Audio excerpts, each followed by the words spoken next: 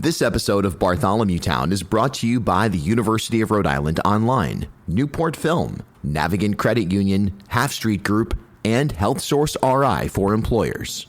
Bartholomew Town. Welcome back to Inside Communications here on Bartholomew Town. Every month or so, we go deep on all of the aspects of communications that not only impact those decision makers that are directly involved in communicating important information, but also you as a consumer. It's a very, very helpful conversation that we have here with Mike Raia. He is of Half Street Group. He's the founder and president, and he is a Rhode Island legend, and dare I say, a Maryland legend as well, for that matter. I was going to say, I don't think you get to be claimed any kind of Rhode Island accolade if you weren't born in women and infants. Yes. Moved here with a 6-month-old, and she'll still be seen by most parts as a native Marylander before she's ever seen as a Rhode Islander.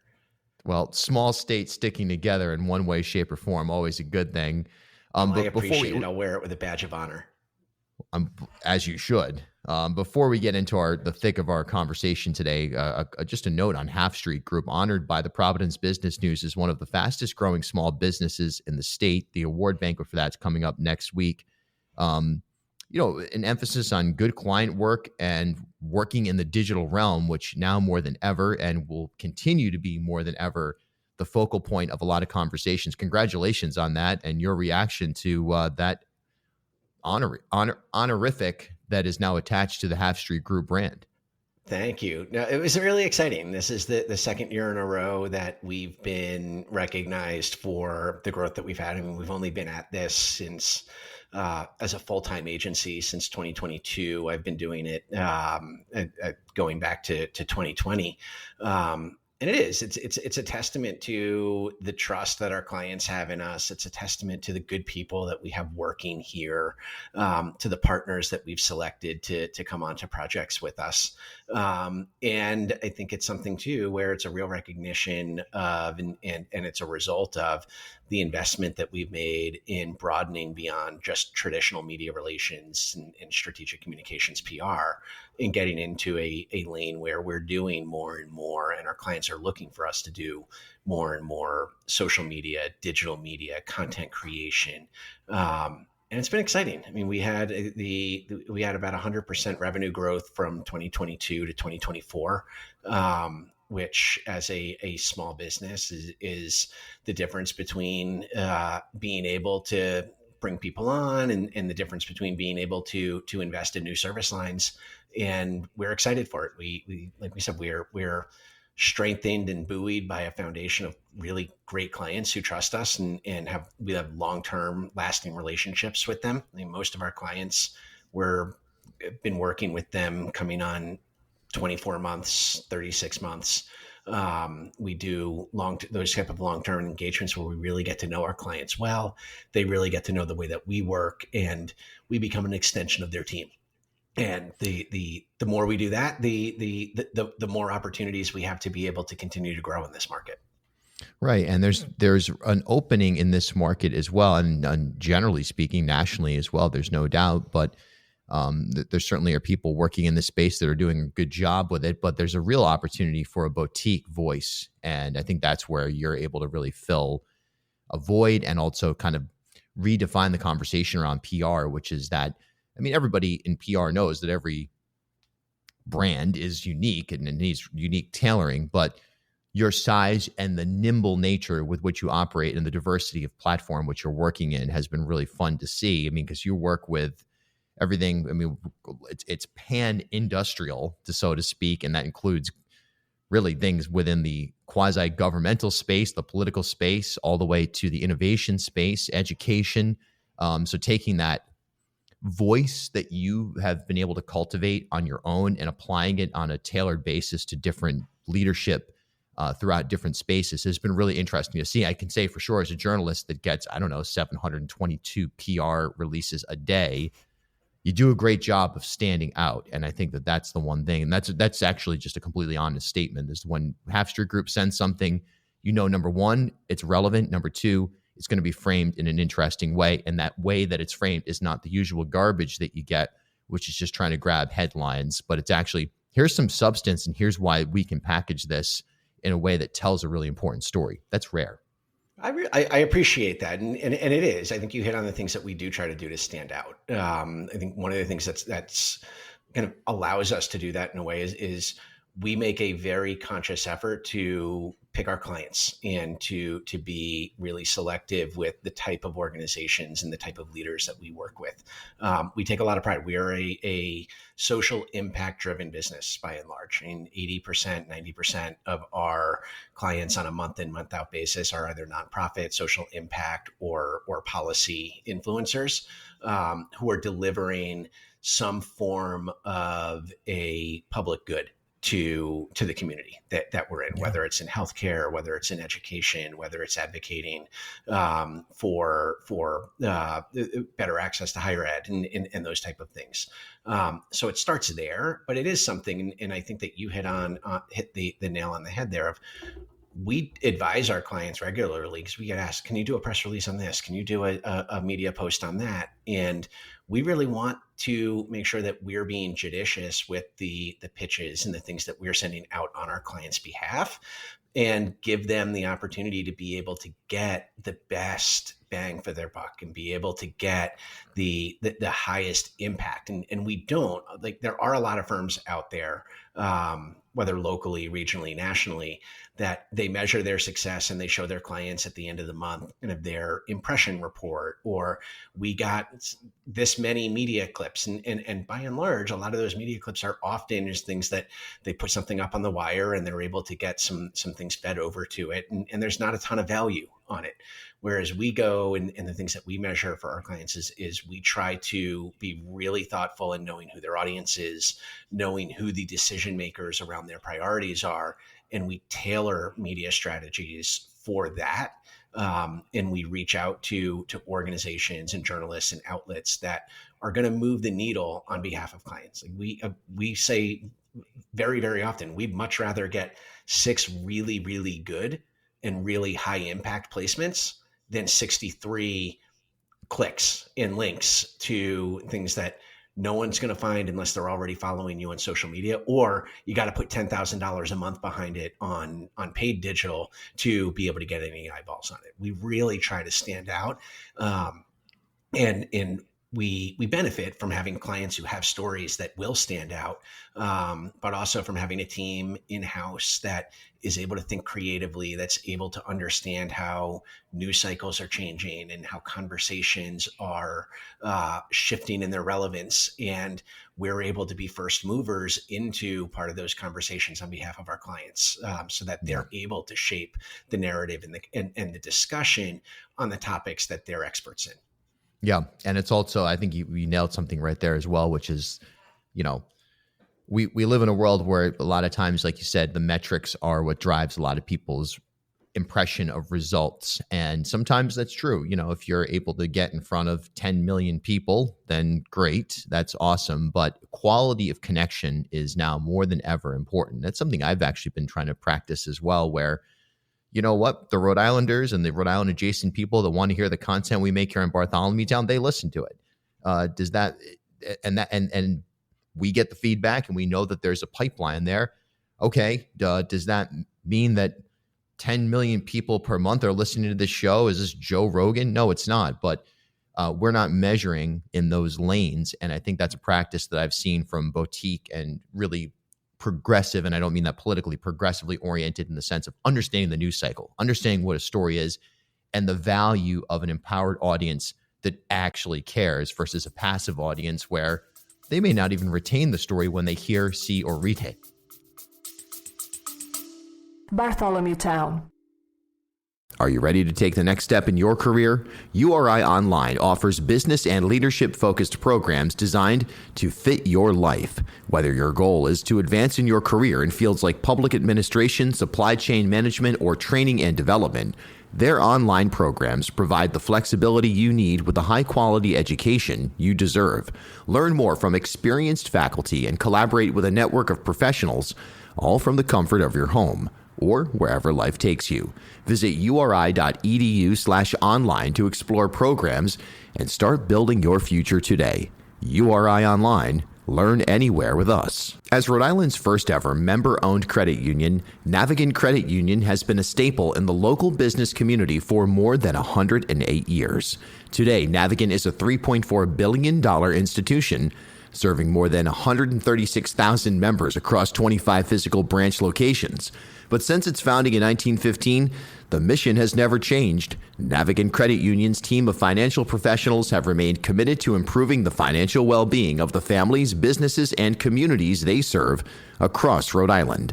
Learn more at navigantcu.org. At HealthSource RI for Employers, we provide access to health insurance to more than 1,200 local businesses and nonprofits, and 96% of them renew through us every year. Maybe it's our choice of 19 different health plans, our more than 10 years of customizing solutions, or our one local team of dedicated experts helping employers find quality health and dental insurance. See how our numbers stack up for you. Learn more at healthsourceri.com/employers. We're brought to you in part by Newport Film. Make sure you check out their indoor film screening series by visiting newportfilm.com. Half Street Group brings a new generation's perspective to leadership communications, strategic public relations, and digital marketing. Half Street helps organizations and leaders take control of their own stories and manage their reputations.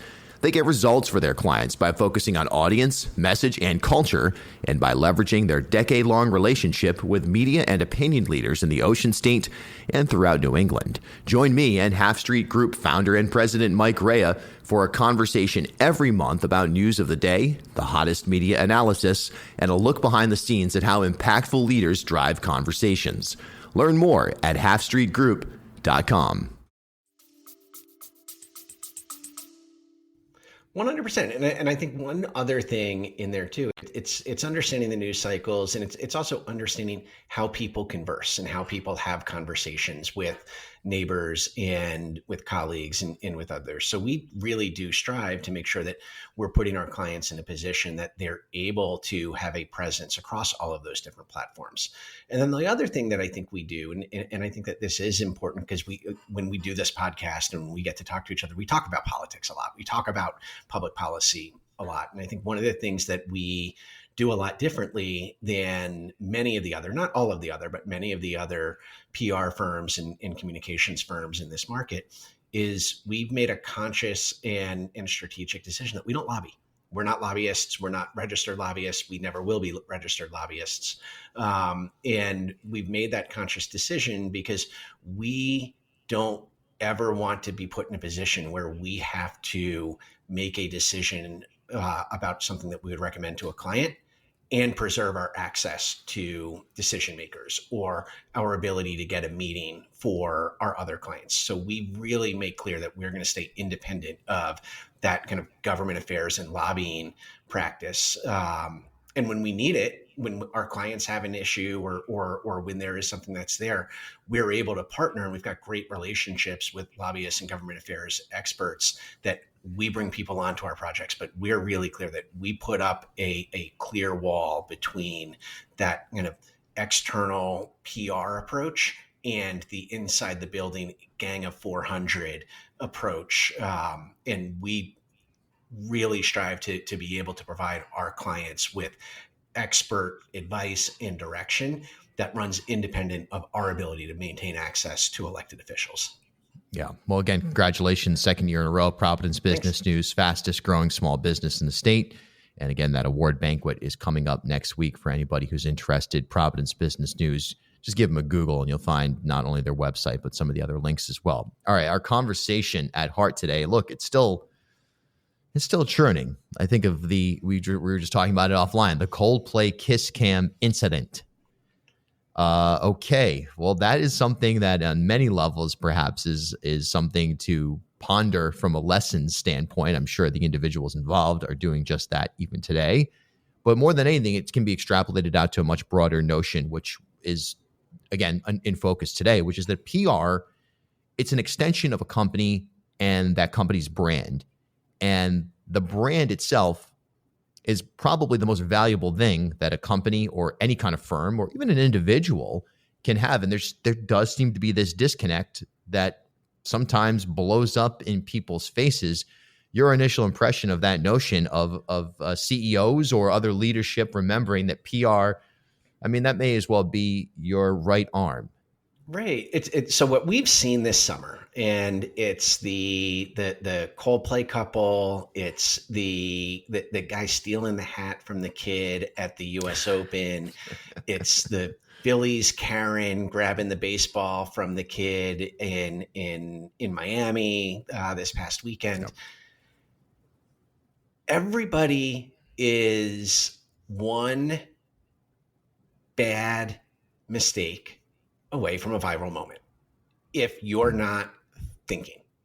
And I think particularly when you look at those first two examples, the Coldplay viral moment, which funny enough, like Dan, and credit to Dan McGowan, he's the first person I saw that put this out here. The local connection, the Rhode Island connection to that's just gold.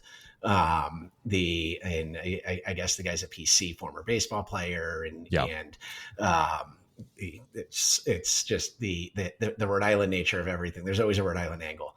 But that one and the guy at the US Open, it's like, these are people who should know better. These are people who have to have a recognition. They are leading organizations and they are the face of that organization. And when you're at that level, you might think that you're untouchable or that you're indispensable. But the reality of these things is that you've got boards, you've got stakeholders, you've got constituents. The brand is always more important than the individual. And the brand is always going to be the thing that has the reputation fix invested in. And you actually saw that coming out of the Coldplay issue. I think the company did a phenomenal job of being able to leverage the moment and tell people what they do. They hired Gwyneth Paltrow. They did that really great viral moment, which was done purely to be able to just shift the attention away and acknowledge this is a crisis situation that was handled poorly for 7 days, and now we're jumping out in front of it. And they've largely, I mean, I'm sitting here right now. I'd have to look down at my notes to actually remember what the company's name was, which to their benefit is what they would actually want out of this type of environment when their CEO threw them onto the front page of everybody's For Me feed on TikTok and stories on Instagram, and even penetrated to the place where my boomer parents were getting content about it on their Facebook pages. But the CEOs and those that are in the positions that are running these organizations have taken a stance or taken an approach to these things that they got caught and they shouldn't have gotten caught, or that they're a victim and that they are not prepared to be able to navigate these things on their own. And what I think the lesson for this is I think the lesson is don't cheat on your spouse and go to a Coldplay concert in a box where you're going to be potentially on camera. Like that's like, put that aside. That's a personal lesson. The corporate lesson on this is if you're aspiring to lead an organization, a nonprofit, a for-profit, a university, whatever it may be, if you're not investing in your own personal PR skills and your own personal understanding and fluency of crisis management and brand development and brand protection, you are putting yourself in a position where you're going to be very, very vulnerable to creating an issue where you're going to find yourself being the one that gets cut off to protect the rest of the brand. And we've seen this, and it's not just these CEOs acting badly in these viral moments. It's the college presidents who've gotten into the crosshairs of the Trump administration who are ending up backing down on any amount of integrity that they might have in those leadership roles because they didn't learn or they didn't value or they didn't put in front of their boards what their leadership philosophy is so that they could preserve their stance within the brand of the organizations that they were leading. Sorry, I know I sound a little bit heated on this, but leadership not investing in that core basic fluency is something that is just malpractice for a leader. Yeah, completely. And look, again, it blows up in your face, and then you have a much bigger mess to clean up. And it's not just the specific incident; it's now all the residual impact there as well. When you look into kind of the hypotheticals for a new client, let's say, or even an existing client, anybody, and we're not talking about, hey, what happens if you go to a Coldplay concert, cheat on your spouse, and get caught? I don't know. I think I might need to put that rider in my contracts. It very well could be the Coldplay standard on Addendum 17. But how do you prepare for something like this? I mean, how do you train awareness and culture in a way that, at least, again, the incident itself, who knows what it's going to be, but being ready to respond, let's borrow from Bill Belichick, situational awareness, that SA piece. How do you get there? That's the biggest thing. You hit it right there, Bill. You can't anticipate any individual crisis. Like, no one woke up the morning after the morning of the Coldplay concert and was like, hey, I think that we're going to have to call and run the leadership infidelity play that we've got in the crisis communications book. Like, you shouldn't have a crisis communications book that has those type of specifics in there, but you should understand what are your general kinds of vulnerability. And one of them is always going to be leaders acting badly, and having kind of the playbook then in place of, all right, if our CEO gets caught up, or if our CMO is on the front page for X, Y, or Z, what are the first three decisions that we need to do? And by and large, like, some of those are like, you should have it in the protocol of person's immediately going to be put on leave. An investigation is going to be started. We're going to communicate with our shareholders. Those type of things are like first and foremost in front line. All of these things, though, like, take away the bad conduct by leaders, and let's be honest, it's usually, I mean, with the exception of the recent exception of the Phillies Karen stealing the ball from the kid. By and large, these are bad actions by middle-aged white dudes. So putting into play, you know, how you're going to respond to that is something that is going to be worthwhile. But when you look at all of the other kinds of crises, it could be a funding crisis. It could be a external event that's third party to you in any capacity, a natural disaster, a violent act committed in a facility. Having a clear understanding of who is around the decision table and making sure that that group is small enough that you can act quickly, but large enough that it gives you full insight into the full organization and all of the things that need to be communicated. When we're working with clients on these type of crisis moments and crisis response or reputation management campaigns, one of the first things we do is we work with the executive leadership team, which is typically 2 or 3 people. And we ask the question of who's in the need to know, and then what is the next concentric circle after that? And that gives us kind of the framework of what roles need to be filled out when we're developing a crisis communications plan for them. The other thing that we make sure that we do is we try to identify and understand who is going to be a spokesperson for it. Sometimes it's going to be the leader, but oftentimes it's going to be us as a hired agency coming in to be able to provide a little bit of third party arm's length to the response. Other times it's going to be their media relations manager. The spokesperson, though, is not necessarily by default going to be the communication strategist, because that's another role that needs to be filled in there. And that's the person who is going to be taking an inventory of everything that's happening in real time, figuring out how to be able to feed the beast in a way to be able to change the narrative, and giving direction to the internal, the external, and the parallel stakeholders that need to be out there on the front lines around this. But it all does go back to that key point that you brought up of, it's not about anticipating individual scenarios. It's about having the muscle memory and the situational understanding to be able to respond to general kinds of crises and knowing what people need to come to the table around that.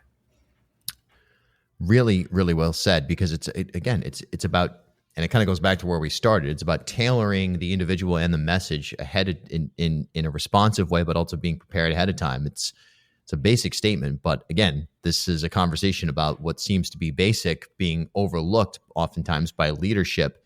When you think about this and you think about the incidents that we described over the summer, which were obviously super embarrassing for the people involved, and also opportunities for firms to educate people about what they do and try to make it into a cultural moment that comes out as a win.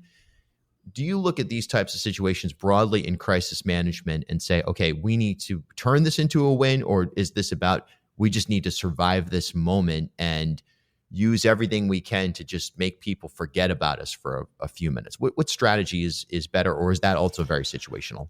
It's super. I mean, the answer to that question is yes. Yeah. It's both. And it depends on the situation. And there is an adage in politics and business and communications of you never let a good crisis go to waste.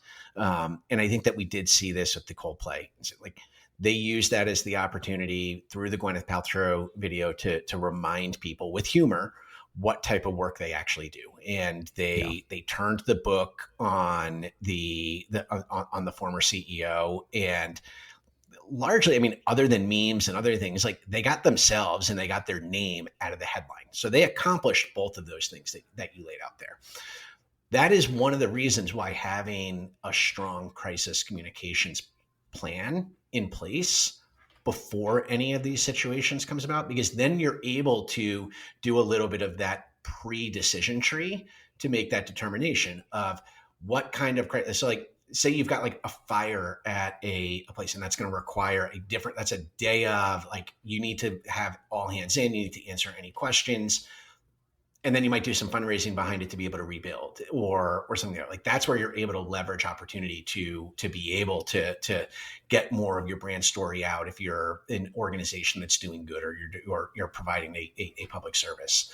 But having that clear-cut understanding of what kinds of or what class of reputational risk do we just need to be able to bottle up and deflect and then pivot back to our core message, and what kinds of external crises or external challenges do we look to leverage. And by and large, I think my rule is typically if it's something that's self-inflicted, CEO acting badly, someone embezzling, some form of scandal, you're largely trying to be able to get back to a place where people have a clear understanding of what your value propositions and what your mission is. And you're not using that to be able to leverage something new.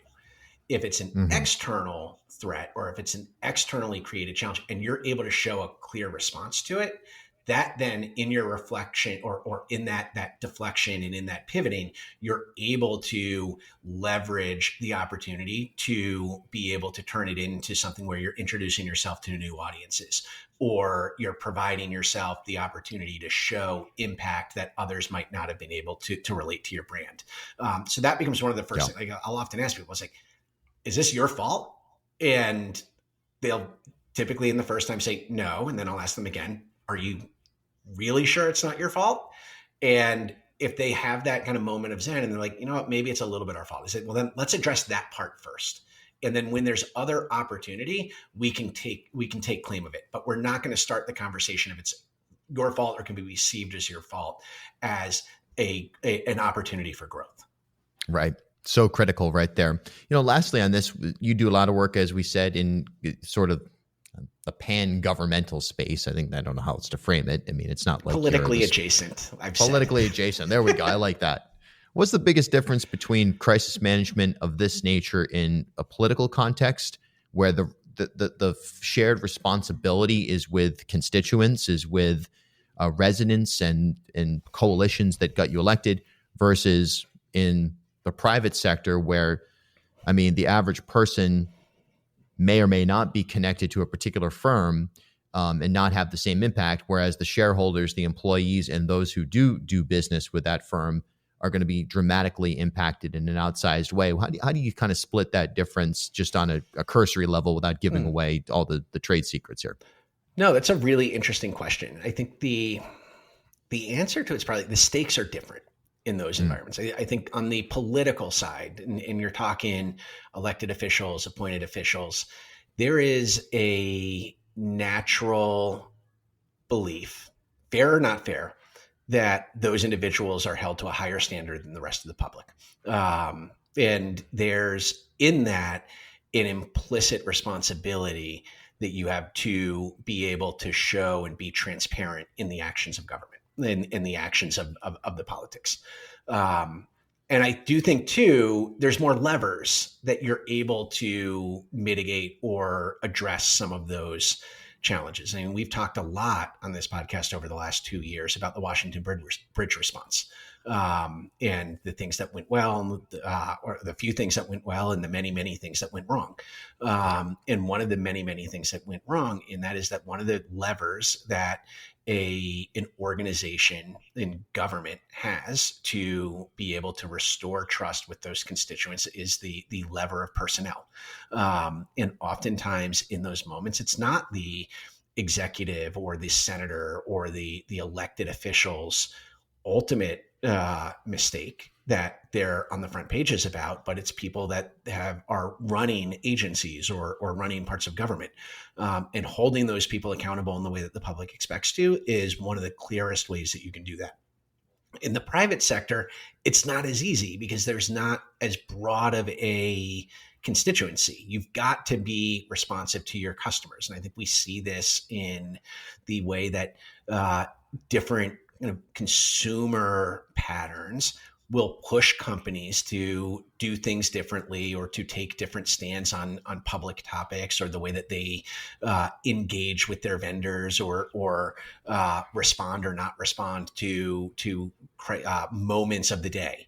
And they need to be ever mindful to those things. But when you look at the issues like the ones that we've been talking about today, those funny viral moments that turn into memes, at the end of the day, the only people you're really accountable to on that are your shareholders. And they largely do what would be the easiest: is you fire the CEO, you pivot back to what you're doing. You might change the name of the company if it's too much, which is massively expensive.